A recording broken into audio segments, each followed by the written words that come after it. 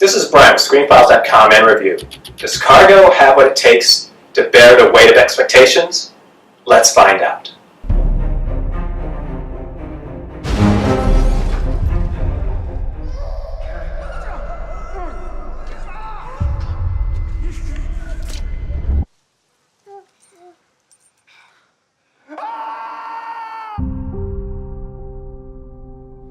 You're the first people I've seen. The first people who are still people. What's the count left on them? It's 46 hours, give or take.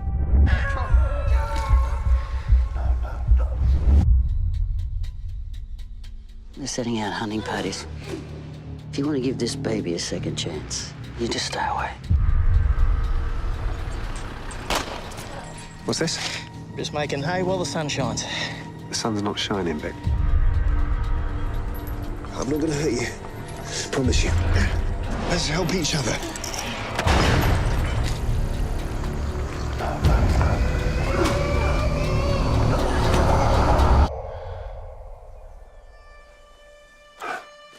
Rosie? This way.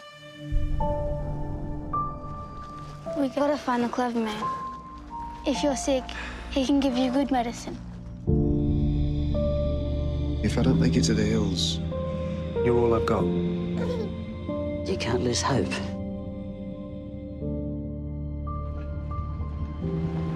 Only girl you need to be worried about is your own.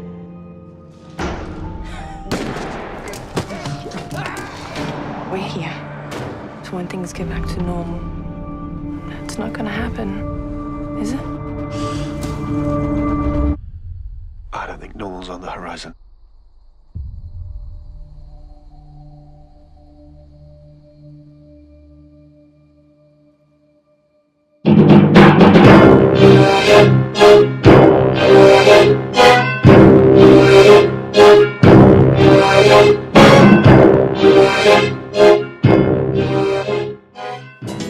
This is Brian with ScreenFiles.com and Review. Horror movies are oftentimes denigrated and reviled for the way they treat violence and gore. Some almost revel in it. Criticism in that department is valid in some cases. But at the same time, horror movies can also discuss the human condition in ways that other mediums really can't. For instance, the best George Romero movies, such as Night of the Living Dead and Dawn of the Dead in particular, are studies of the human condition with zombies. Zombies just facilitate that discussion. The movies are gory as all get out, but are entertaining, well done, and are deeper than they would first appear to people. At the same time, some of Romero's work, such as Land of the Dead and so on, can be overdone. I mentioned earlier about these movies having deeper meaning. Sometimes you can hit people over the head with said meaning, which is more often than not off-putting and not terribly enjoyable to watch.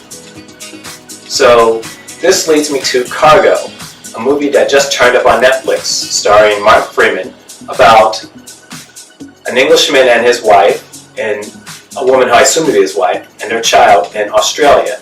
And there is an epidemic of zombieism in the country. And it's a fascinating movie, but like I mentioned earlier, it tells deeper stories. It talks about the Aboriginal people of Australia. It talks about how short-sightedness brought people to the edge of oblivion and potentially will carry them over the edge. It's well done, it's fascinating, and it's very sad at times, but it's sad for all the right reasons.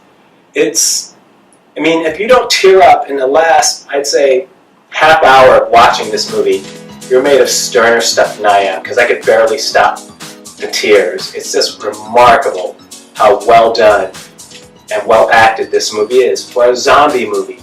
And that's important because it's moving beyond genre. It's moving beyond being just a zombie movie like Romero's better movies, and it's tackling other subjects. And that's good when they do that, because it gives a movie more gravitas, it gives a movie more depth, it gives a movie layers. And that's always good for horror movies, because you're always going to have people who criticize them for being shallow about the gore and about the violence, and sometimes they are. Don't get me wrong, sometimes that's very true. But at the same time, you can use those things, you can use gore, you can use violence to tell a greater story about people. And Cargo really does that. It's well worth the watch, enjoyable. Check it out on Netflix.